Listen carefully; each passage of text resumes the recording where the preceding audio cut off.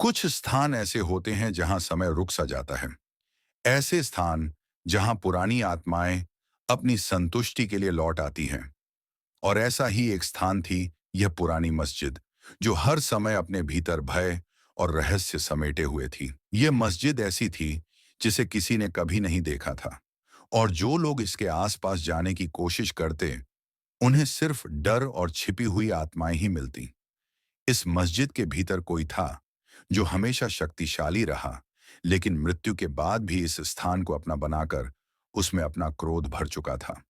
इशाक एक युवा विद्वान था जो ज्ञान की तलाश में हर नई जगह को देखना चाहता था। उसके दिल में हर समय नए रहस्यों और सच्चाइयों को समझने की लगन थी। एक दिन इशाक अपनी पुरानी किताबें देख रहा था। तभी उसकी नजर एक बहुत ही पुरानी किताब पर पड़ी, जिसमें एक बंद हो चुकी मस्जिद का जिक्र था। किताब में लिखा था कि वह मस्जिद डर और आत्मिक शक्तियों से भरी हुई है, और जो भी वहां पहुंचता है उसके साथ कुछ न कुछ अवश्य घटता है। इशाक का दिमाग घूम गया। उसका निश्चय था कि वह उस मस्जिद तक अवश्य पहुंचेगा, चाहे कुछ भी हो जाए। इशाक अपनी यात्रा पर निकला। एक छोटा सा दीपक उसके हाथ में था, और रात का समय था।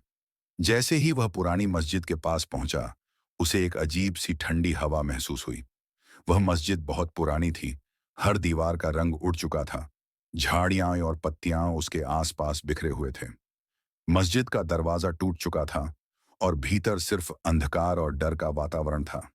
इशाक ने भीतर जाने का निर्णय लिया, और जैसे ही वह दरवाजा खोलकर अंदर घुसा, एक अजीब सी खामोशी उसके चेहरे पर छा गई। जैसे ही इशाक मस्जिद के अंदर गया, उसने देखा कि हर छत और दीवार जर्जर हो चुकी थी। वहां एक पुराना कुरान रखा हुआ था, जो धूल से ढका हुआ था। इशाक ने वह कुरान उठाया और उसका पाठ आरंभ किया। अचानक एक ठंडी हवा चलने लगी। इशाक ने अपनी आंखें बंद की, लेकिन जैसे ही उसने आंखें खोलकर देखा, एक आत्मिक साया उसके सामने खड़ा था। वह एक स्त्री का साया था, जो सफेद वस्त्रों में थी। उसकी आंखें रक्त जैसे लाल हो गई थीं, और उसका चेहरा इतना डरावना था कि इशाक का दिल भय से तेज धड़कने लगा। उस आत्मा ने अपनी आवाज में कहा, यह स्थान हमारा है। तुमने इसे अपने ज्ञान के डर के लिए चुना है। अब तुम यहां से कभी नहीं जा सकते। इशाक ने आत्मा की बात का उत्तर देना चाहा, लेकिन उससे पहले उसने देखा कि आत्मा का चेहरा धीरे धीरे बदलने लगा, और उसका रंग व क्रोध और अधिक हो रहा था। उसका चेहरा अब जिन्नात की आत्मा में परिवर्तित हो चुका था। वह आत्मा एक पुरानी जिन्न थी, जो मस्जिद में वास करती थी। जिन्न की आवाज गूंजने लगी, तुम जैसे ज्ञान की तलाश करने वाले हमेशा हमारे रास्ते में आते हैं। तुमने इस स्थान को चुना है।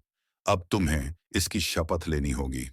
यह स्थान तुम्हारा इंतजार कर रहा है। इशाक के दिल की धड़कनें तेज हो चुकी थीं, लेकिन उसने अपने ईमान को मजबूत करते हुए अपनी जुबान से कुरान की आयतें पढ़नी शुरू की। जैसे ही इशाक कुरान की आयतें पढ़ रहा था, मस्जिद के भीतर का वातावरण बदलने लगा। हर छत, हर दीवार कांपने लगी, और जिन्न के चेहरे पर गुस्सा और अधिक बढ़ने लगा। वह आत्मा, जो पहले सिर्फ एक साया थी, अब अपनी असली शक्ति में आ चुकी थी। उसने इशाक को धीरे धीरे अपनी ओर खींचना शुरू कर दिया, लेकिन इशाक ने हिम्मत नहीं हारी। उसने अपनी आंखें बंद करके हर आयत को पूरे विश्वास से पढ़ना शुरू किया। और फिर जैसे ही वह अपनी आखिरी आयत पढ़ता है, आत्मा का चेहरा भय से बदलने लगता है। वह जिन्नात की आत्मा अपनी पुरानी शक्ति के साथ स्वयं को पराजित करती हुई गायब हो जाती है। वह साया जो पहले मस्जिद को अपने क्रोध और भय से भरता था, अब पूरी तरह समाप्त हो चुका था। जैसे ही मस्जिद के भीतर का डर और आत्मिक ऊर्जा समाप्त होती है, इशाक मस्जिद के भीतर अपने ज्ञान की यात्रा का अंतिम कदम रखता है।